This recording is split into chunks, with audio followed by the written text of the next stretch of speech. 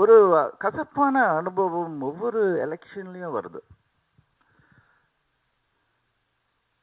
நல்லவர்கள் வல்லவர்கள் வரணும், அப்பதான் சட்டசபைக்கு செல்ல முடியும், இல்லை பார்லிமெண்ட் இருந்தால் அதுக்கு போகணும், அப்பதான் மக்கள் குறைகளை சொல்ல முடியும், தைரியமா பேச முடியும்.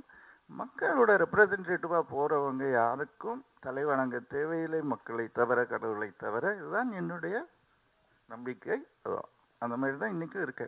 பெரியவங்களை பார்த்தா காலில் தொட்டு வாங்குறது வேறு, அடிமையா இருக்கிறது வேறு. அது வெள்ளக்கார காலத்துல போயிடுச்சு.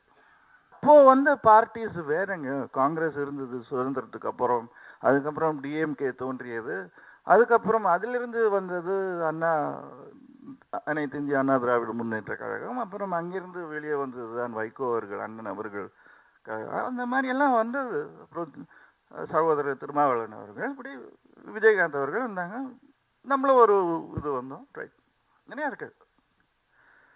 ஸோ அந்த மைண்ட் செட் வேறு. We had a collective purpose.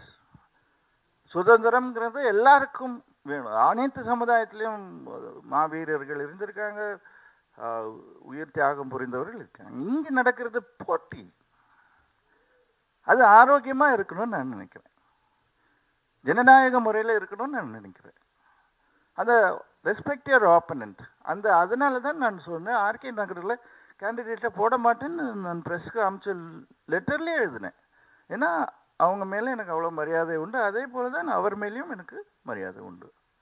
அவங்கள எதிர்க்கிறதுனால என்ன ஆக போகுது? அந்த ஒரு தொகுதியில் என்ன ஆக போகுது? நீங்கள் ஜெயிக்கவும் முடியாதுங்க, அது வேற விஷயம். ஸோ ஏன் அட்லீஸ்ட் ஒரு மரியாதை காட்டுங்க, அரசியலில் ஒரு நாகரீகத்தை கொண்டு வாங்க. ஏன்னா லாங்குவேஜ் ரொம்ப கீழ்த்தரமாக போயிட்டு இருக்கு. அவங்க பேசுறதெல்லாம் காதை கொடுத்து கேட்க முடியல. இதுக்கு தானே நம்மளுடைய மூதாதையர் நமக்கு சுதந்திரம் பெற்று தந்தாங்க. மக்களை ஏங்க விட்டு இப்படியே ஆட்டிட்டு இருக்காங்க. அந்த லாலிபாப்பை கிற்க வரும்போது எடுத்துடுறாங்க, அந்த வாசனையை மட்டும் கொடுக்குறாங்க மக்களுக்கு. ஏமாந்து நம்ம டெய்லி பார்க்குறோம், இத்தனை 1000 கோடி டேங்கர்லேயும் லாரிலையும் போகுது. ஒரு டாஸ்மாக் கடையை மூடுறதுக்கு இவ்வளோ யோசிக்கிறீங்களே, நீங்கள் கொள்ளையடிச்ச பணம் வெளியே வந்தாலே மக்களுடைய பிரச்சனை அத்தனையுமே தீருமே. இதுதானே கேட்குறோம். ஆனால் நியாயமான குரலுக்கு இங்கே கூட இருக்கிற கட்சிகளே ஒத்துக்கிறது இல்லை. இப்போ லோக் ஜன் சக்தியோ இன்னொருத்தர், அவர் பேரை சொல்லவே நான் விரும்பல, உங்களுக்கு தெரியும்.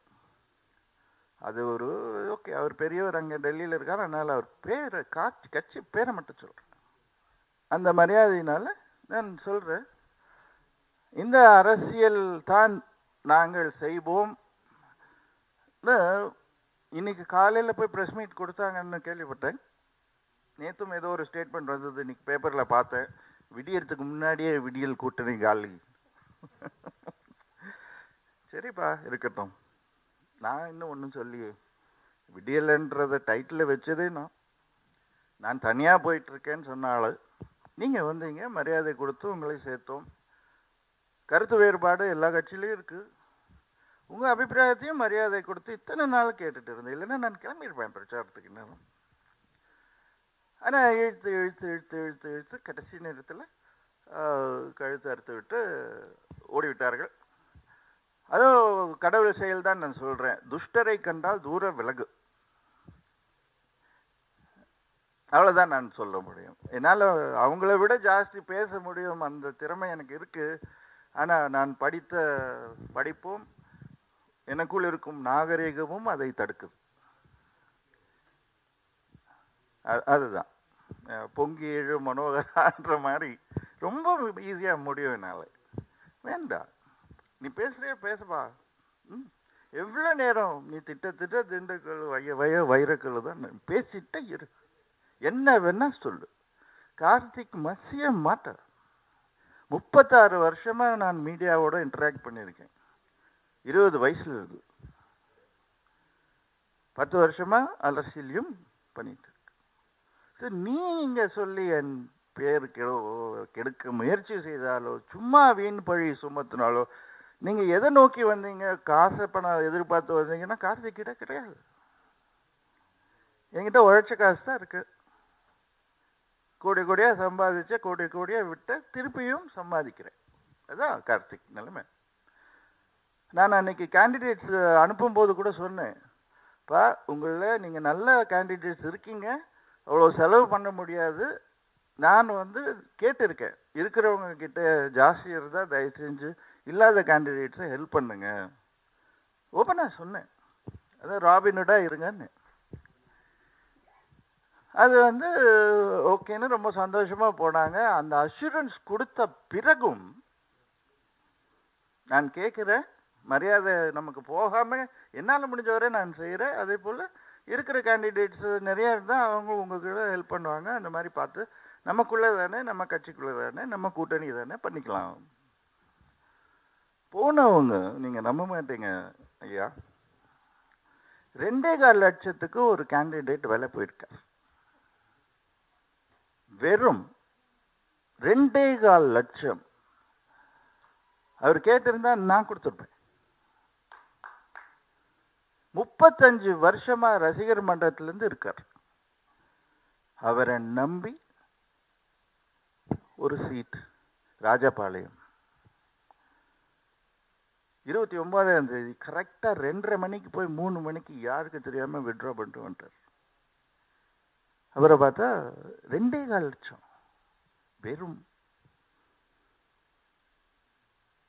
இதே போல சிலர் வேணுன்ட்டே தப்பா ஃபில் பண்ணியிருக்காங்க. நல்ல வேலை சிவசேனா அவங்களுடைய ஏ ஃபார்ம் பி ஃபார்ம் இருந்தது, அது பூரா தப்பிச்சுது. அதுல 15 பேர் போட்டாங்க, அவங்க 25 ஃபார்ம் கொடுத்தாங்க. அந்த சிம்பல்ல 14 பேர் இருக்காங்க.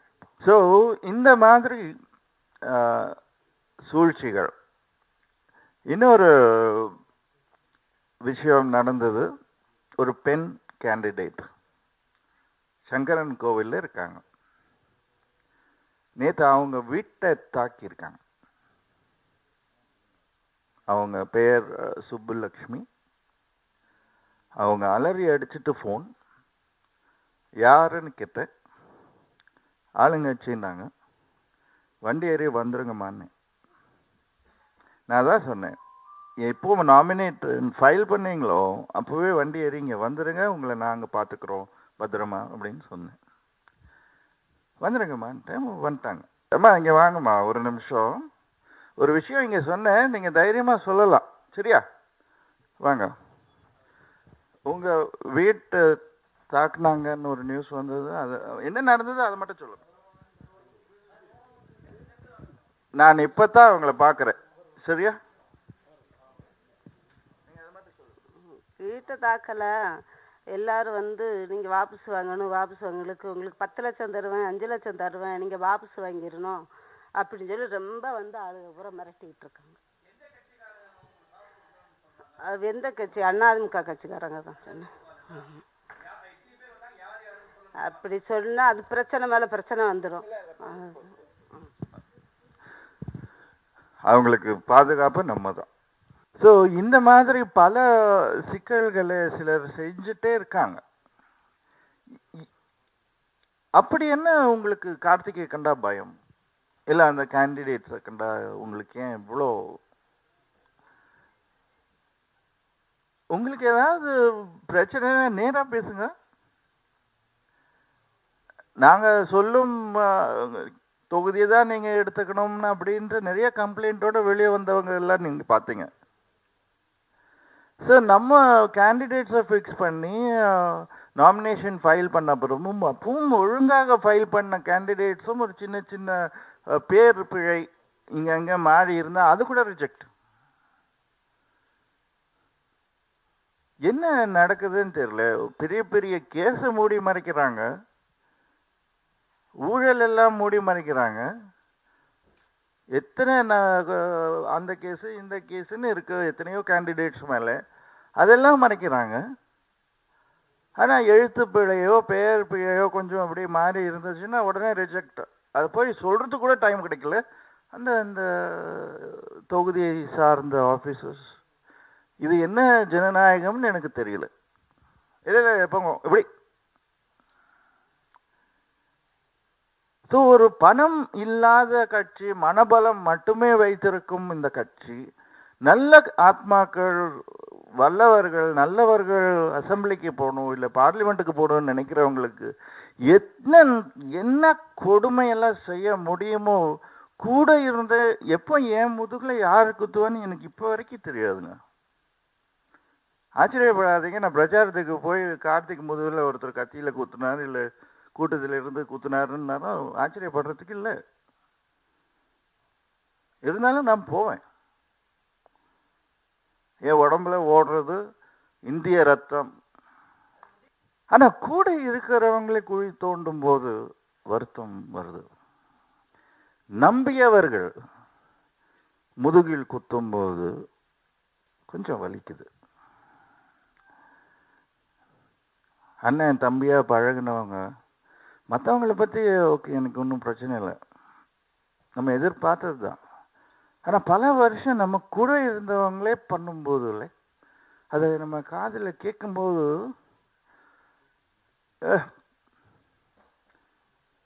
நான் உங்ககிட்ட சத்தியமா பொய் சொல்ல மாட்டேன் பிரதர்ஸ். நேத்து உண்மையிலே நான் ஒரு கணம் யோசிச்ச, ஒரு 1 hour கட்சியை கலைச்சிட்டு போயிடலான்னு. அந்த அளவுக்கு என்னை கொண்டு வந்து விட்டாங்க. எதுக்குமே தளராத கார்த்திக். நான் அவர்கிட்ட கூட சொன்னேன், வேண்டாம், இதை விட அழுக்கா ஒரு பாலிடிக்ஸ் இருக்க முடியுமான்னு. But better sense prevailed. முடியாது.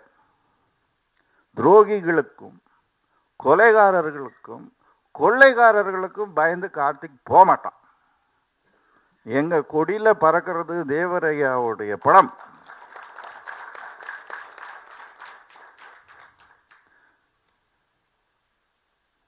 அந்த ஒரு நிமிஷம் யோசிச்சது உண்மை.